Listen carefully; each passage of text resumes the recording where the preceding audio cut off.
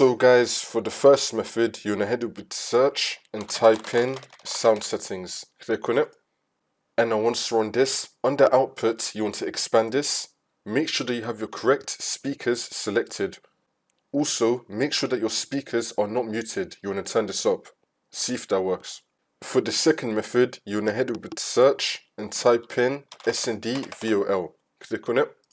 And then once you're on this, make sure that the application that you want to use has not been muted and that you have it turned up. For the next method, you want to head over to search and type in device manager. Click on it.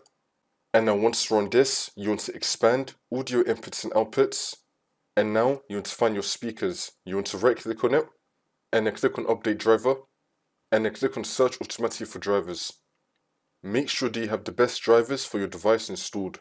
For the next method, you want to head over to search and type in troubleshoot settings. Click on it.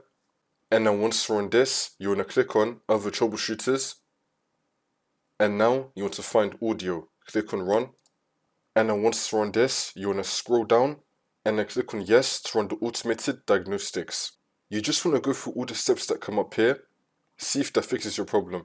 For the next method, you want to unplug and then plug back in your speakers again. For the last method, just do a simple restart of your computer. Now hopefully one of these methods would have fixed your problem.